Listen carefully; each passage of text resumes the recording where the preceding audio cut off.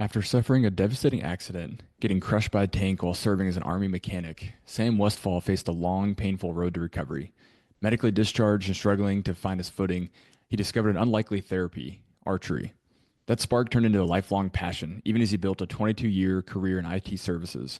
Eventually, Sam bet on himself and went all in, launching Archery In Motion, a company creating innovative, moving targets and Valor Archery Challenge, an event designed to bring veterans and communities together.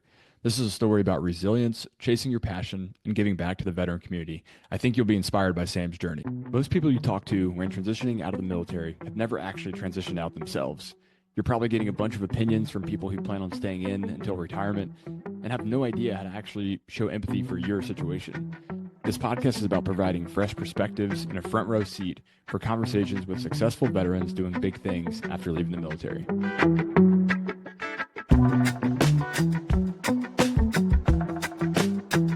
I'm excited about this one because I feel like the whole archery thing is gaining popularity in Hawaii, at least. I'm not sure. Oh, nice. There's a couple spots that you can go and do outdoor archery ranges, and they're very rudimentary.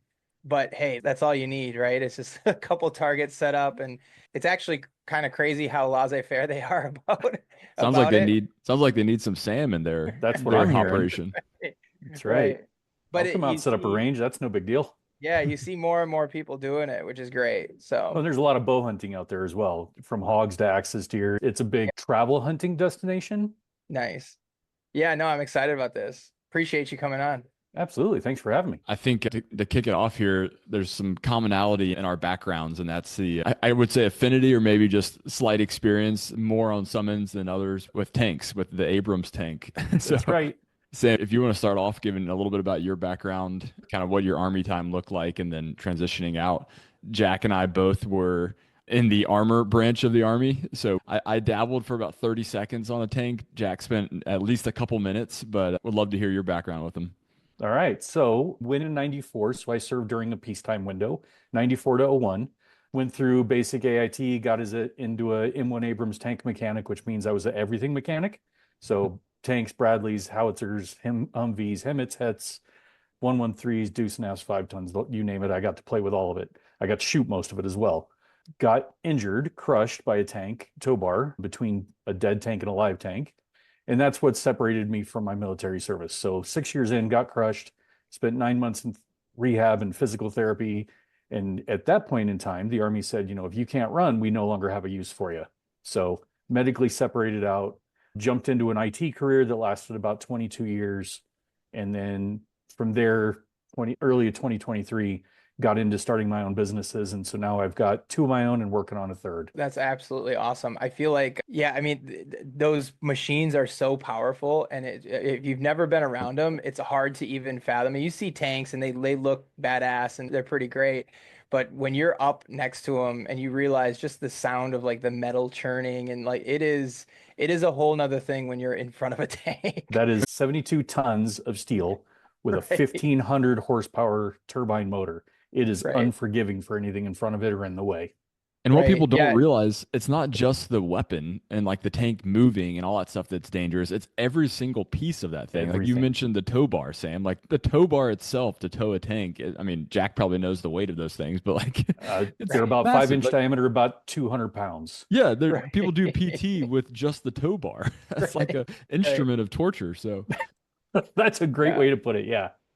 They went during the training that I did on tanks. They moved from Fort Knox down to Fort Benning, and Fort Benning was not a tank area. It was not prepped for tanks. Lots of trees, lots of everything. But my bullet class was one of the first bullet classes to go through tanks in Fort Benning.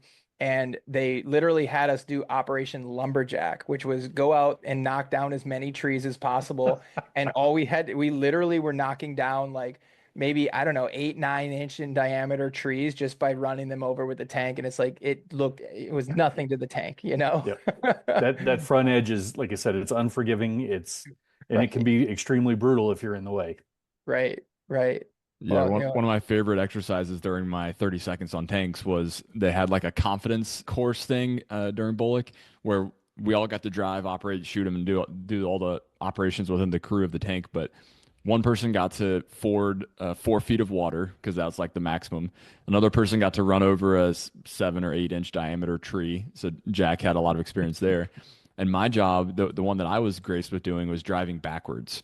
And so, facing forwards, but driving backwards. So just relying on crew like signals and things to drive. And we were going, they can go as fast backwards as they can forward. So we were going like 60 miles an hour backwards in Fort Benning, where, as Jack mentioned, it's not just an open tank terrain. Like Right. it was kind of a semi road and there were trees and other things in the way, but it was a heck of an experience. Those are incredible machines, but to Sam's point, if you're on the wrong side of them, not a good equation. I mean, Yep. I've heard so many. I mentioned all the pieces of the tank you can get injured by. I've heard so many stories of people just like what is it, the skirt that covers the track, working with that, just removing that, and people losing fingers, limbs, all kinds of things just from that basic maintenance of the tank as well. So it Very doesn't have much to so. be moving to hurt pretty bad. Right. Well, so with that, was your love of archery kind of throughout your whole life, or how did that start? No, so I was by 12 years old, I was hunting with a rifle. I got into competitive shooting for 4-H at that same window of time. So I shot competitively till I got into the Army. Once I got into the Army, like I said, I got to shoot everything that the Army had to offer, from 9mm all the way to MLRS, because when you work on as a mechanic, people got rounds and they've got time to send rounds down range. And mechanics, we got extra. Do you want to shoot it? Yes, is the answer. So I got to shoot everything that the Army had to offer outside of an Apache. So once I got out of the Army, again, that medical discharge, divorce at the same time, spun me into some pretty deep depression and alcoholism. I tried to go back into shooting firearms, which turned out to be a very bad scenario with alcohol and depression.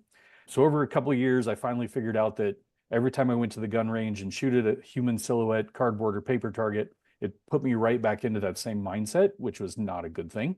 Finally, a buddy of mine handed me a bow and he said, "Hey, just try it." So put a bow in my hand, launched an arrow downrange, was very calming, was very zen, was very peaceful. Give me another arrow. So did it a second time. That was almost 15 years ago, and I haven't looked back since. Been shooting archery competitively, switched over completely to bow hunting, and that's become really my therapy, especially over the last, like I said, 14 years, to the point where in the last 2 years as an entrepreneur in that same archery space, with Archery In Motion as a moving target, because I wanted to bring something new to the archery space. And then last year, mid 2024, I started Valor Archery Challenge, which is a 3D archery event designed for the military and veteran community to introduce them to archery as therapy. So really just kind of expanded what I've been doing for myself and offering it up to others so that they can get the same level of therapy out of it that I get. Yeah, I think that's such a great point. I mean, obviously something's not exploding right in front of your face with archery. And like you said, it's kind of disconnecting from a human silhouette, which is, Yep. you're shooting at the gun range. What do you have? You have like zombie, you have pictures of like attackers with guns pointed at you. That's not necessarily a Zen experience, but I've Right. heard so many things like what you said in my own experience, shooting as rarely as it has occurred in the last couple of years. It is a Zen experience. It is calming. It's focus, all good things that you can apply to other realms of your life, especially if you're Absolutely. struggling in certain Yep. areas. No, that's And for, phenomenal. for me, when I draw the bowstring back, everything goes quiet. The noises, the voices, even if we're having a conversation with a couple other people around me, it all goes quiet because the only thing you can focus on is the release, the sight, and the target downrange. Once that arrow leaves, I found that a little bit of stress, a little bit of anxiety, depression, PTSD, all of it goes out with that arrow. And so over time, the temperament, the anxiety, and all of that's just dropped dramatically. Yeah, and is there with your organization, is there like coaching that helps people bridge that and connect those things? Because that's a great metaphor. Hopefully people would just experience that, but with a little bit more coaching and hey, let's make the arrow a metaphor for taking away some of that depression. Let's actually verbalize that and make it come true just by making it part of the experience. Exactly to that point. So as I've spun this up and really had a lot of support within the community, both in the archery community as well as the kind of the military and veteran community, hosting the events on base. So you're getting the active military, you're bringing the veterans on base to kind of build that camaraderie, connected community, as it were. Mhm. But I have had probably somewhere between 10 to 15 coaches step up and say, "Hey, we'd love to help when we want to grab a hold of these folks and teach them how to shoot and then kind of walk them through what that process looks like." And so it really has been a good thing so far. We're looking forward to getting them rocking and rolling the rest of the way. and then really see what it turns out to be. Would you say it's also more accessible in the fact that, land, you need less space, I would imagine. You don't need to clear all kinds of ricochet and back area. All these things are probably a lot more logistically feasible, right? And I've never bought a bow before, but I imagine it's cheaper than a lot of firearms, and you're not, maybe not, okay, but you're also not you're not not the expending, bows that he buys. yeah, not Right. Sam's bows, but maybe some layman bows. So it can be as inexpensive or as expensive as you want it to be. A good ultra high end carbon fiber bow, you're looking at almost $3,000. An entry level starter bow, you're probably talking 300 to 500. It does add up, but if you think about a good quality hunting rifle, you're going to go spend $4,000 to $1,000 on a rifle, and you're going to spend another $800 to $2,000 just for the glass that goes on top of it. And that's really where, and then let's call it a 30-06 round. They're at what, 218 per shot at this point. Exactly. My arrows are $30 a piece, but I can reuse those until I either lose them or break them. Yeah, that was my next point. Like the ammo has got to be so much cheaper too because it's reusable. So it's got to be more accessible both from a space logistics perspective and from a cost perspective too. Just a lot easier to entry. Yep. Yeah, the range I'm referencing in Hawaii is literally in a city park. It's it's like a small space, good area. You got some distance, with a mound of dirt behind it, but it's adjacent right next to a city park. So it's not somewhere you could have a gun range necessarily. Yep. And back to Jack's point, right? When you go to the gun range, you're looking at a human silhouette, whether it's a zombie or, attacker, whatever the case may be. When you go to the archery ranges and they stand up a 3D archery event, which is life-size foam animals, there's no neurological connection between that shooting at a human silhouette with a gun versus when you go to the archery range and shoot at a foam animal. There's just no neurological connection there. So really it just becomes community, camaraderie, and fun. And you're out there getting calm every arrow. Do you find that you're still kind of, I imagine every single time you shoot, it's like you're releasing that stress. It's your happy place all over again. It's every arrow. It's different, right? So when you get behind a gun, let's say you go to the gun range, you're set up on blocks or on sandbags, and all you're doing is squeezing the trigger.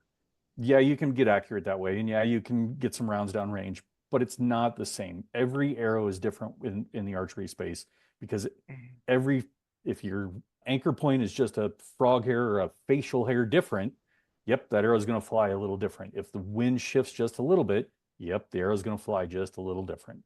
So over time, you have to learn how to work not only yourself, but your equipment. And then you have to understand what the weather is doing at the same time. Right. And then when you shift that into bow hunting, then it's a whole different monster. Do you do a lot of hunting as well with this? Every year. So I got a spring turkey hunt coming up here in just a couple of weeks. And then I just put in for Colorado tags for deer, elk, bear, pronghorn, fall turkey, and moose. So the goal is to go out and chase some big game with a bow. There you go. Is it like a lottery type of thing in Colorado, or how do you get the tags and then just go out and...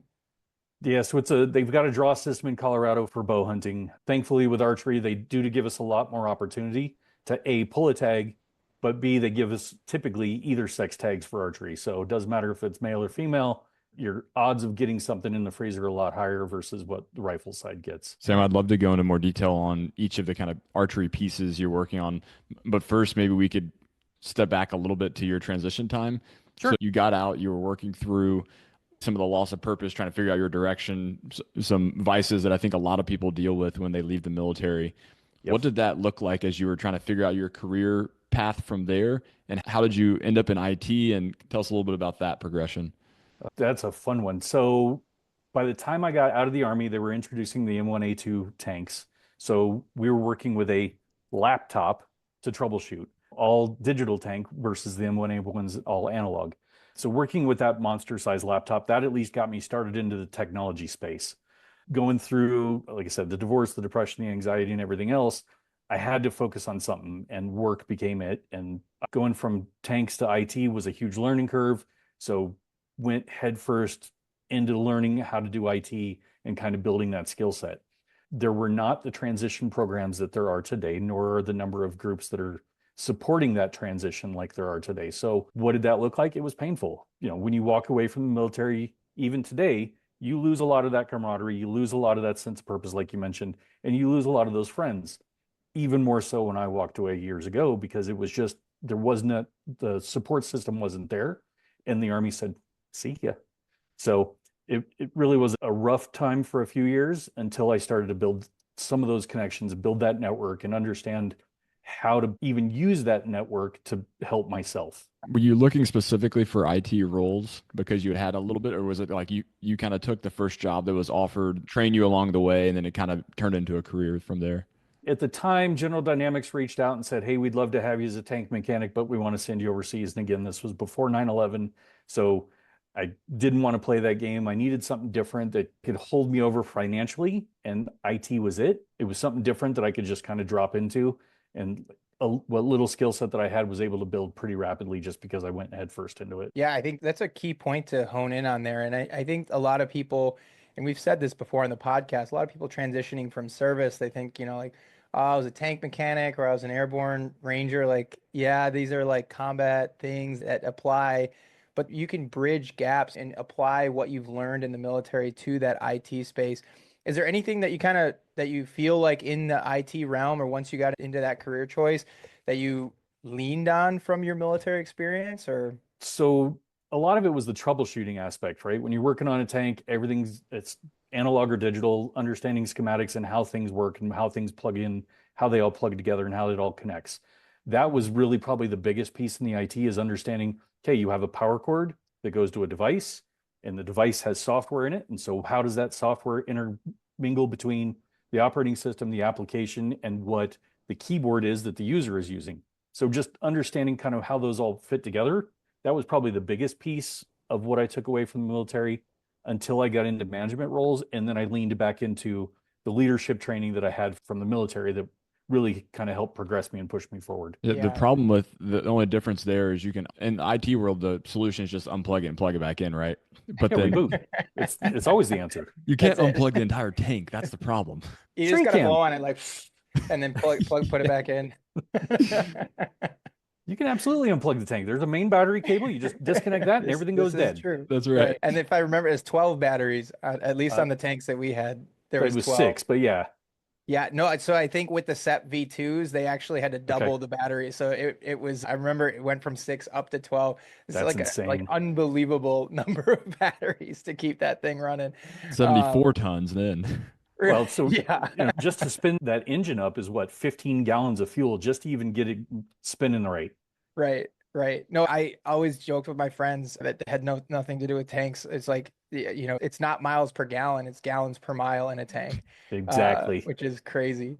No, I think that's phenomenal. And it's interesting that you said, like the problem solving is absolutely part of it. And I think people have this idea that the military has this blank check. And that, like, of course, I think they see veterans as problem solvers, of course. But I think, most of our experience in the military was actually dealing with not a lot of resources. Even though there's no bottom line for the military, it feels like we're always resource thin.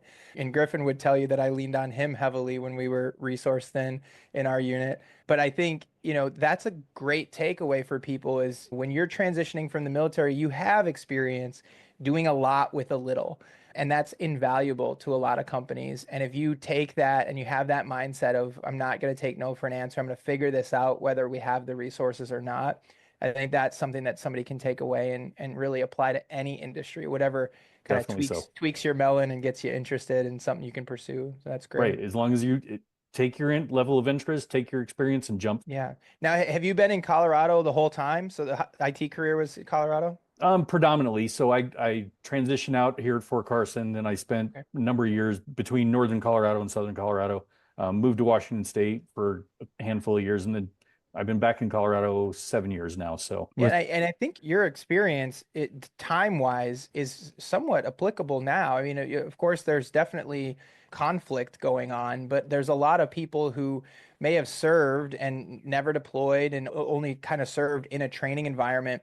But that is almost oftentimes better and more applicable experience because combat is one thing for sure. It's a defining thing that a lot of people go through, and it definitely shapes them as individuals. But oftentimes the training can mimic a different side of things. And I think, if done right, the training can kind of lead to more growth opportunities. And I feel like there's a lot of people who are in similar situations as you, maybe served for 6 years during peacetime. I say peacetime. There's never Yep. really peacetime, but I think it's definitely applicable to a lot of people who are thinking of transitioning out right now. And that's fair. We all raised our hand. You all did your time, whether it was a year or 20. Take advantage of what you've got, what you learned, and roll into the next realm. Well, and obviously left plenty of ammo for Sam to shoot since it wasn't being forward deployed. So Well, there was that too. I'm sure, a perk. Sam, you said 22 years in the IT career field. Did you fall in love with that profession? What was it that led you to spend over 2 decades there? Because I think a lot of folks get out and they're like, I'm not sure if I want to spend the next couple decades of my life in whatever career field I choose. So how did you navigate that? So to that, I had a lot of fun in IT. I got to work for some really phenomenal companies. I got to meet, face to face with Bill Gates, Microsoft founder, right? I got to present in front of folks like him. My last IT job was building out a 300,000 square foot building for a credit union that's here locally. I really got to play with some fun technology. Wasn't necessarily stuff to blow stuff up, but it was still a lot of fun in kind of getting into that. And with IT, you're always learning something new. You're always growing a skill set. You're always developing something new. And to me, that's kind of where I need to be, just from where my brain is. I always need to stay busy. Let's see, April will be 24 years caffeine free. So I have natural energy now. And so it really just, I have to stay busy. I have to be doing something. And I always have to be learning something new. So IT space was really easy for that because I could always grab a hold of, oh, there's this new technology. Let's rock and roll that. Oh, it shifted over to this. Oh, it pivoted to this. Well, let's go learn that and then kind of roll with it. And taking that into the archery space, there's always new bows. There's always new technology. It just keeps you entertained in what I'm doing. Were you with the same company progressing along throughout the years, No, or were you jumping back and forth opportunistically? Probably a dozen different companies. The one thing that I learned in all of that was this isn't 1954 anymore. You don't have to stay with the same company for 20 years. And in the IT space, it's typically, I don't want to say it's all about the money, but there is some aspect of it, right? When you change companies, change positions like that, it's typically a 10% pay raise versus if you stay at the same company, it's only a 2 to 3% raise. So knowing that, hey, I can develop my skill set here. This company's going to offer me a little bit more benefit, maybe even a little bit more work-life balance with a little bit more money, take advantage of that. Do 2 to 3 years at that company, that previous company that you worked for that you learned a lot and gained a lot. Now you've gained a little bit more skill set, jump back because they probably want you back. Yeah, I think not to transition here, but I think your transition from the IT realm to entrepreneurship, and it seems like you've kind of used quite a few of the programs that are out there, and it sounds like you have a really good understanding of those programs. So I'd love to dive into that. What triggered the transition for you? Like, why start your own thing and why transition out of IT? Yeah, I was going to ask the same thing. I was curious, Sam, like, had you thought about it a decade before? Like, was there some magic moment you hit at 22 years? No, it was actually a competition that hit. So my buddy and I were up at a competition, we're shooting, and we'd been to the same competition for 2 years in a row. But the one thing that we walked away from after the third year was, it really needs to be a moving target. So we're down at a bar, we're having a beer, we're talking about it, laughing and joking and kind of reminiscing about the weekend. And I reached over and grabbed a napkin and a pen from the waitress and I started drawing. And he said, "What are you doing?" I said, "I'm making my own moving target." He said, "Come on, seriously?" I said, "Absolutely." So that bar napkin is still hung up down in my basement, framed, because that's where it started. How every great business starts on a napkin with a bar pin. Absolutely. So as that transition from the idea into concept into reality, we both said, hey, look, realistically, this could turn into a business pretty easy. And now's the time. I've got the financial, I've got money in the bank that it can last me for a couple of years if I really needed it to. So let's figure out how to make this work. And that became a kind of the forefront of stepping into entrepreneurship. Then realizing that I'm not doing it as an entrepreneur. I'm still alone, solopreneur, but I'm not doing it alone because like Jack said, there's so many programs out there.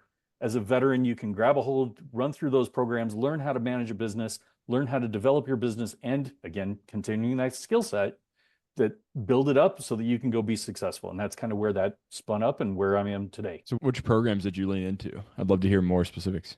All right, here we go. So, Warrior Rising, DAV Patriot Bootcamp, Bunker Labs Veteran in Residence, the Rosie Network, VBOC Boots to Business, and then Second Service Foundation were all the programs that I went through. When I got done with the Bunker Labs Veterans in Residence, I was actually asked to step up as an ambassador for Colorado. So now I'm into year number 2 of being an ambassador for that as well. Matter of fact, last week I was just in Atlanta with all the other IVMF Bunker Labs or IVMF Bunker Labs. So we were in Atlanta, Georgia with all 60 plus IVMF ambassadors kind of talking about what's the plan, what's the strategy, how does each state do its own thing, but how do we unify it all together so that we're continuing to help the military and connected entrepreneurs throughout the country. So I first want to start off with what it looks like to be an ambassador, and maybe we can talk Bunker Labs as well. But as we're talking through this, maybe we can be thinking about the other 2 or 3 kind of top ones. It looks like you kind of ran the gamut on great transition programs for starting a company. Maybe you can cover in a little bit the top few, or kind of what differentiates a few of these. But starting with Bunker Labs, what does it mean to be an ambassador, and what's kind of the mission of the organization?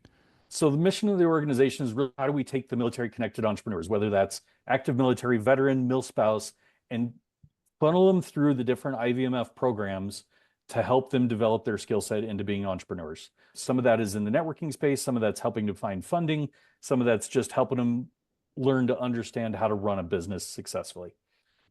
From the ambassador side, it really is about how do we, as a local resource, grab those local entrepreneurs, make those connections, whether it's locally, regionally, to find funding, to find the right banks, to find a bigger network, introduce them.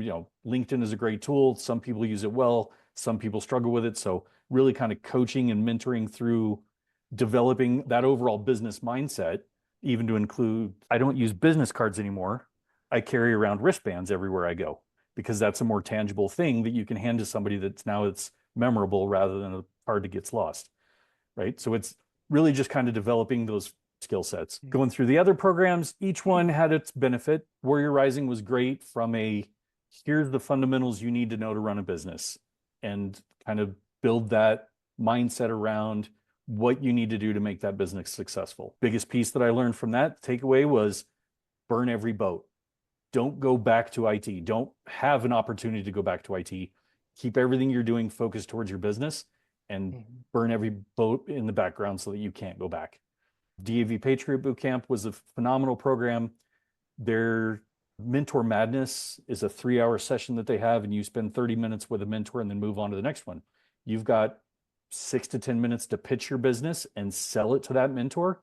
And then they're going to give you the next 20 minutes worth of feedback on how you can improve that presentation or that pitch deck or whatever the case may be. Rosie Network was really focused around kind of building the financial aspect and the paperwork aspect of your business so that you could have the P&L statements and everything else that you need in order to go to an investor.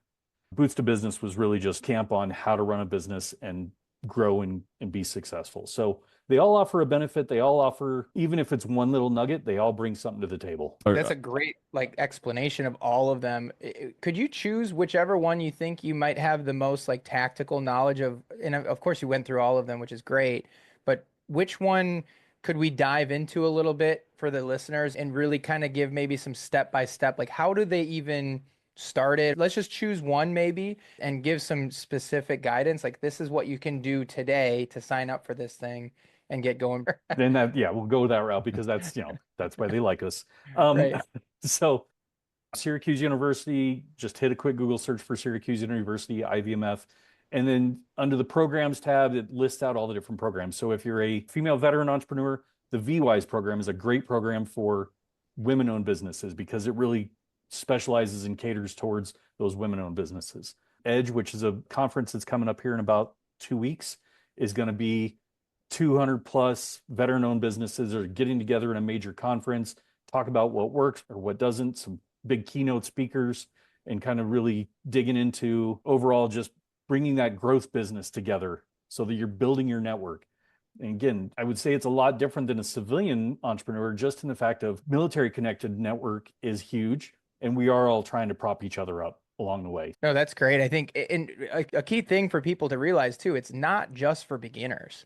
There are definitely organizations that even the ones that you just mentioned, I know they offer guidance for people who have $1 million businesses already, right? CEO And there's some circle. Yep. big time names. Yeah, exactly. So I want people to take away, even if there is no, it's not just for, here's how to write a business plan. There are those available, but you can really take this and run with it if you have an idea that has some legs. And like you said, the $1 million businesses that have been around for 5 to 10 years, CEO Circle is a great program for that because you're getting introduced to that bigger network that's in that same peer circle with you. I still can't stop thinking about the wristband that Sam showed and just imagining him throwing that thing and shooting an arrow through it, or maybe two arrows. Yeah. I imagine Sam shot quite a few wristbands out of the air, maybe some apples off heads before. Heard the phrase Robin Hood before? I've heard of him. Okay, so Robin Hood took one arrow into the middle of a target and he stuck another arrow directly in the middle of it, right? A thing of myth, right?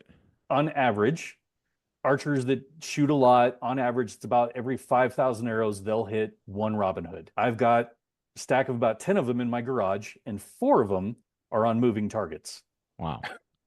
Well, I said ammo is cheap, but if you keep on Robin Hooding your arrows, you're going to be paying for a lot more. That's all right. It's to have that stack is worth it because it just looks cool. Right. I thought the goal was just to hit the target. And for many, it is. My goal is to get the smaller group. So when I do archery coaching, I basically tell people I want a 1-inch group for every 10 yards out. So if it's a 10-yard target, it's a 1-inch group with 5 arrows. If it's 20 yards, it's a 2-inch group. My opening shots at the archery range are typically 110 yards, and I have about an 11-inch group at 110 yards. Nice. Yeah, no, I think what are the aspirations for, the Valor Archery Challenge moving forward? Are you trying to expand or what are the goals? So right now I've got 5 events scheduled for 2025. Most of those are in Colorado, but I've having a couple conversations with folks in Montana, South Dakota, and Georgia, because really, while I live in Colorado, I don't mind traveling. My wife throws things at me when I say that, but I don't mind trying to take this across the country and really show what archery is capable of, especially for the military and veteran community, just because I think it's a huge benefit. Stress, anxiety is a thing, especially with current political climate. I think everybody needs some type of outlet. And if the gun range is good for you, great. But I think archery is a better space for most just because it's calmer, it's quieter. And like I said, there's no neurological connection to it. So it's just different.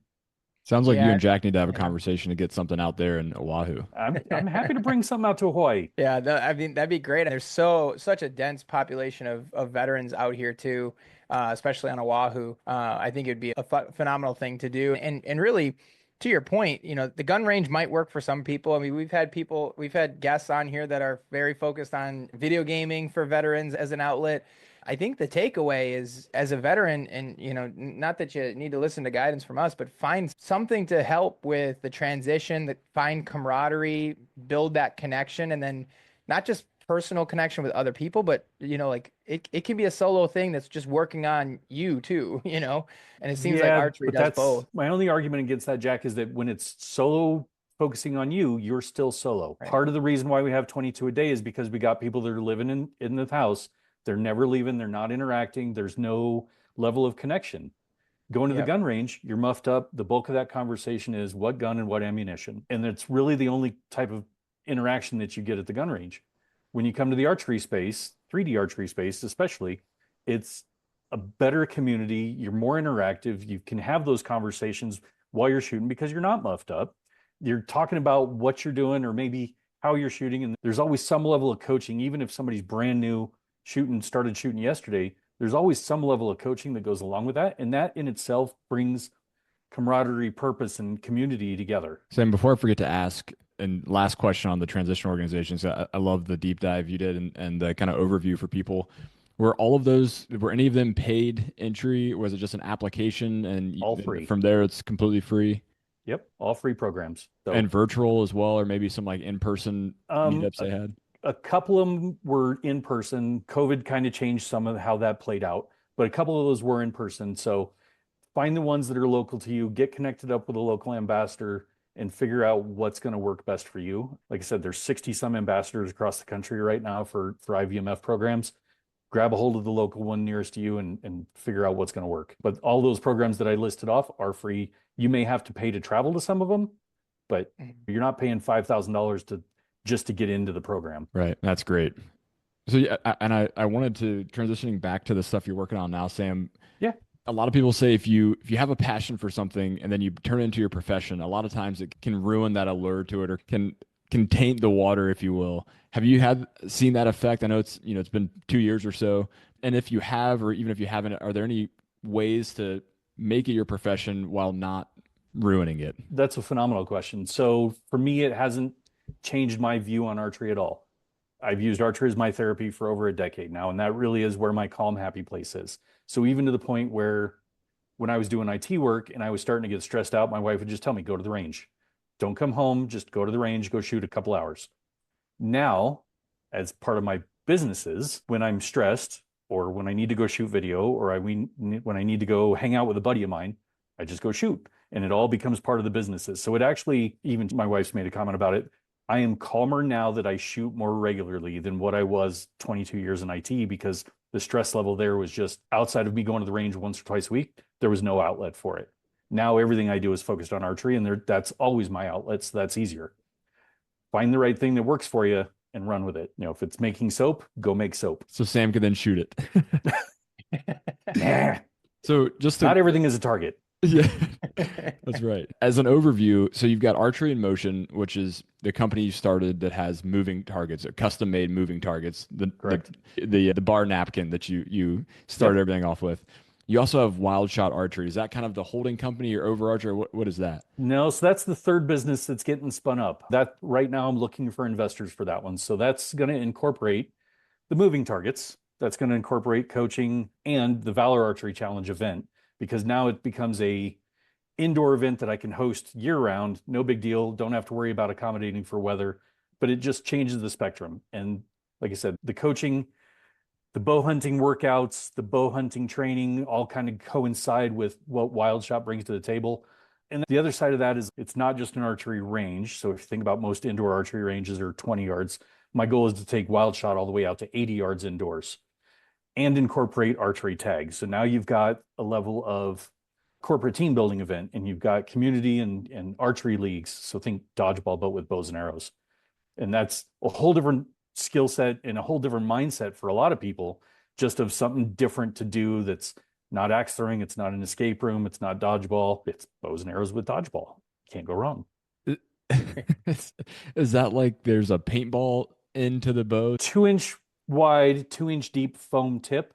The bows themselves are only pulling at about 10 pounds where the draw weight. So speed wise, they're only going maybe 50 feet per second. So that's really slow.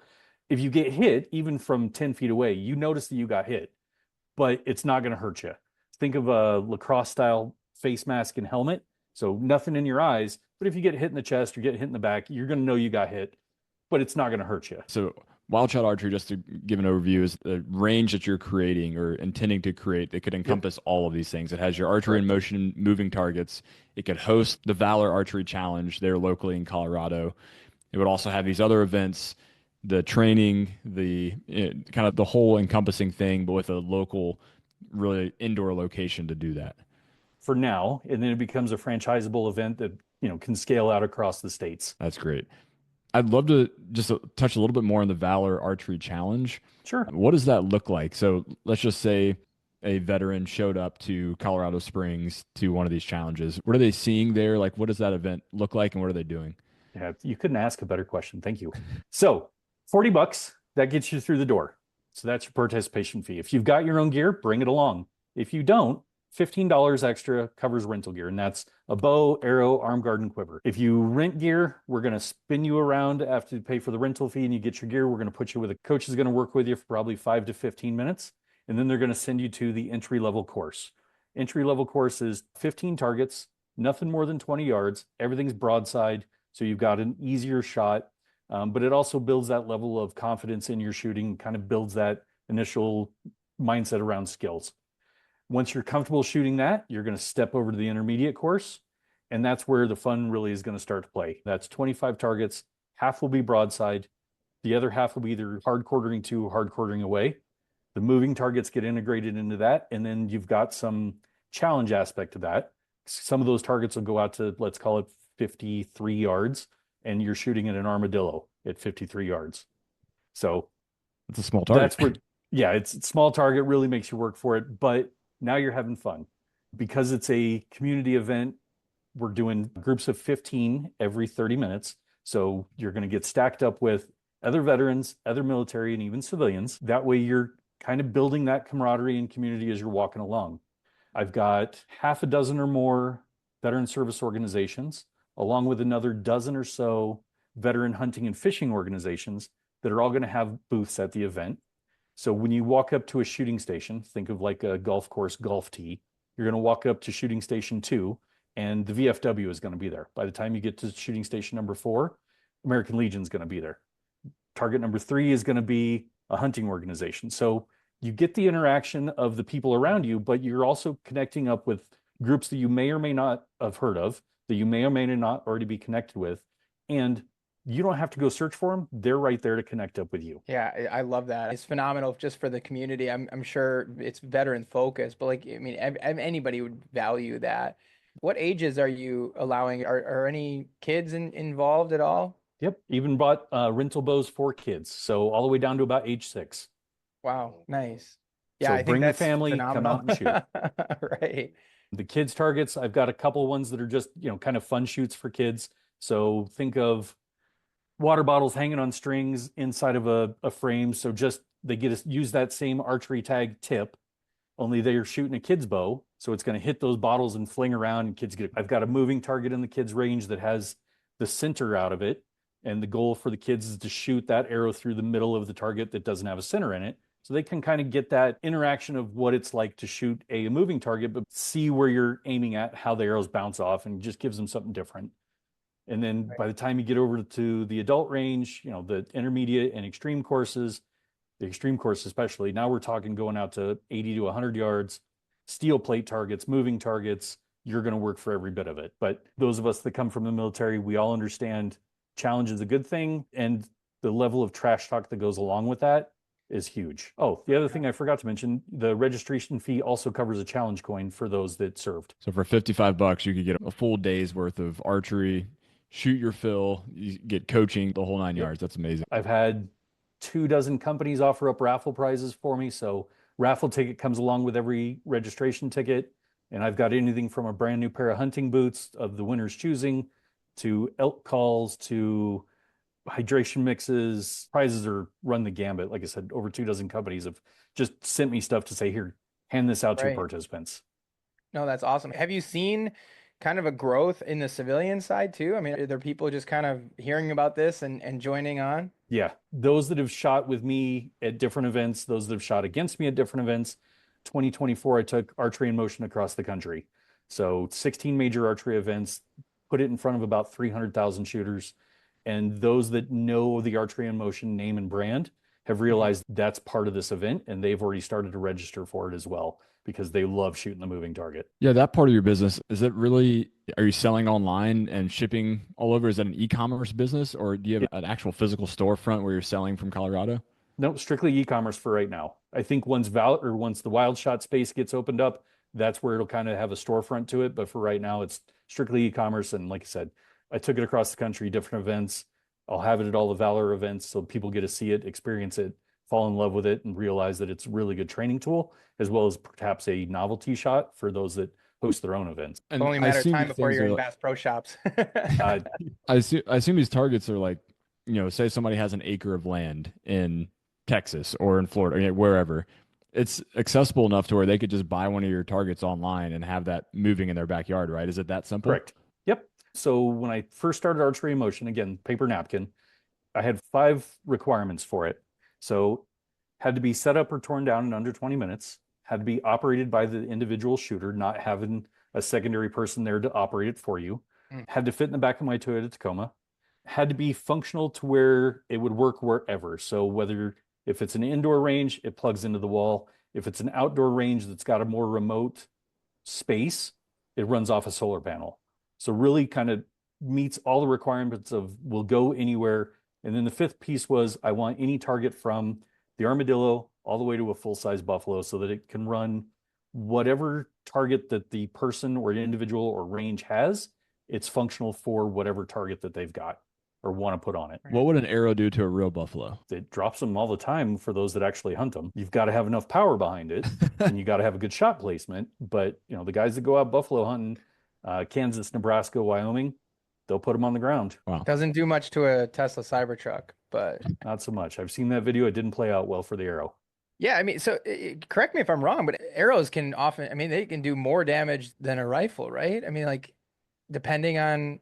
There's a lot that goes into that. So if you think about a 9mm pistol bullet, the bullet itself, the projectile that leaves the end of the barrel, is 115 grains doing about 900 feet per second. If you look at the arrow that leaves my bow, is a 29 3/4 inch long arrow weighing about 510 grains doing 278 feet per second. If it's got a field tip on it, just a target tip, it just creates a penetration hole. When I put a broadhead on it, now it creates a much bigger hole that has enough power to go through a deer, an elk. I busted out 2 shoulder blades on an elk before 40 yards. There's a lot of power and kinetic energy behind that arrow when it hits. So it really is shot placement and kind of what's the design of that arrow. If we want to get into the discussion around arrow building, we don't have enough time. I'm sure you've been on countless hunting trips. What's a cool story from one of your hunting trips? You know, I've had some phenomenal, so I've been a solo hunter for the last 12 years. So I've had some really fun trips where cool things happened. I've had some fun trips where some really scary things happened. 2 years ago, I was up for an elk hunt. I was maybe 300 yards from the truck, had an arrow knocked, was walking through the aspens, threw a cow call, and something stood up less than 30 yards from me. So threw an arrow through her, looked at her as she ran 40 yards and dropped, turned back around, and I could almost see my truck 300 yards away. It doesn't get a whole lot easier than that when you're elk hunting. 5 years ago, I was up on an elk hunt. I was walking my way through a blowdown area, which was a mistake in its own right. Ended up knocking myself out, broke my bow, knocked every arrow out of my quiver, cut myself up pretty good on the broadheads. So 25, 30 minutes later, after I came to and realized I was covered in blood and it was all crusty, I'd been there for a while. Okay, now how do I get out of this the rest of the way, get back to the truck, grab the secondary bow, and go back to hunting? You know, I had some adventures. When you're a solo hunter, you're always going to pay more attention to what you're doing. And as I'm getting older, I'm realizing, yep, I need to be a little bit more careful because don't do anything stupid. You're up here by yourself. And like I said, 2024, I spent 18 days up in the woods chasing deer, elk, and bear. Well, Colorado's the place to do it for sure. Can't really argue with that. Sam, as we start to wind down here, a question that I've been thinking for you is, you know, if there's someone who's maybe in their first career or first industry post-military service, and they have this desire that maybe don't know exactly what they want to do, but they have this desire to do something for themselves, to be entrepreneurial. How would you speak to them given, you know, and maybe it's as much you speaking to your former self when you were in that IT career. How would you counsel them? If you want to jump into the entrepreneurial space, that's awesome. I encourage you to do so. What I would tell you first and foremost is have a plan. Know that you need to have something that, regardless of what your idea is, you might have the best idea in the world, but it has to sell. And Archery In Motion was a great example of that. It's a great idea. I think everybody in the world needs to have one. However, not everybody in the world, A, can afford it. Not everybody in the world, B, wants it today. They just haven't realized it yet. So having a runway for yourself financially is probably the key part in jumping into that entrepreneurial space. Again, know that you're not alone. Connect up with your local network, connect up with your local resources, go through groups like SCORE to help build your business plan. Find funding early and ahead of time before you ever need it, because those are all pieces you need in order to make yourself more successful rather than trying to figure out how to make it work after the fact. Are there things that you would change about the initial trajectory or initial launch of Archery In Motion, knowing what you know now? Or would you have changed the order of things? No, actually, I think I did it in the way that was by far the most useful and functional. But when you're bringing something new to the table, like moving targets, that's a mindset change for an industry that hasn't changed in 200 years. 3D archery targets have only been around maybe 30 years. And that was a mindset change from shooting over paper circles against a wall. That took some time. That took some effort from a lot of different groups to even build what that is today between ASA, IBO, RMA, CSA, the whole 9 yards. When you get into the moving target, that's something different. And there's older hunters, more experienced hunters, that say you shouldn't be shooting or practicing on a moving target because it's unethical. Last I checked in Colorado, I've never shot a stationary target. Turkey, move. Hogs, move. Deer, move. So knowing how to take that shot ethically, practice at it repetitively so that you can comfortably take that shot and make it lethal is the biggest piece. And that's what Archery In Motion is really about, is making sure you've got a solid future for target practice. Valor Archery Challenge is archery as therapy. It really is designed to help people find an outlet for stress, anxiety, PTSD, or depression. It offers something different besides just going to the VA and listening to them talk. That was my outside voice. Try that again. The VA did acknowledge archery as a therapy early 2024, by the way. So let's cover that. So find your passion, find what works for you. If you want to play into the entrepreneurial space, I encourage you to do so. Just know that you need to have a runway and know that you need to have a product or service that you can sell. We asked a two-part question at the end of all of our podcasts. One is how our audience can help you. And then the second part of that question is something that you can help our audience with. You want to start on how can our audience help you? Let's come back to that one, actually. Let's go to the other side first. Okay, so for that one, I'm going to say kind of to the point of, if you want to get into the entrepreneurial space and you have a question, even if I'm not your local ambassador, reach out to me. I'm happy to connect up with your ambassador. I'm happy to kind of put you in the right path. If I've got information that I can share, happy to do so. That's easy, because that's why we do what we do as bunker or IVMF ambassadors. And how does somebody find their local ambassador? If you go to the Syracuse University IVMF programs, there's a blog post, and you just do a quick Google search, even for IVMF 2025 ambassadors, it'll pull up pretty quick. It's the top link. And that'll list out every ambassador per state or per region, and just reach out, because it has a direct connection to their LinkedIn profile directly on that page. Great. And the other part of that question is, what can our audience do to help you? For that one, you've listened to me ramble on for the last hour or so. If you're interested in archery, connect up with Valor Archery Challenge. If you've got an archery range and you're thinking about a moving target, reach out to me, because I'd love to have a conversation about it. If Jack wants to bring me out to Hawaii for a hunt, I'm happy to come out and help. I got a guest bedroom. We can put you up. You bring the bows. I can bring the bows. We'll go shoot some axes, deer, some hogs. I'm good with that. Awesome. Yeah, we'll link to everything in the show notes, Sam, so people can reference things easily. When's the next Valor Archery Challenge, and how do people sign up for it?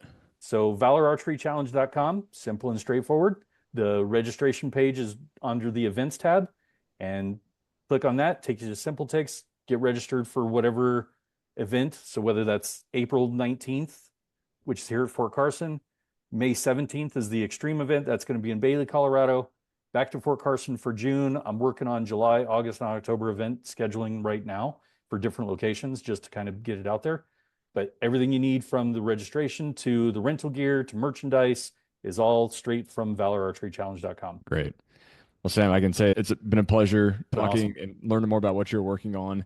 It's truly amazing to hear the stories of folks that have found something that has changed their life, and then they're on a mission to help others change their own lives through that same passion, and sharing that therapy with others is really a special thing. So thank you for what you're doing. Thanks for the way that you're involving the veteran community and all the resources that are out there too, because it's not always straightforward finding the right and best resources.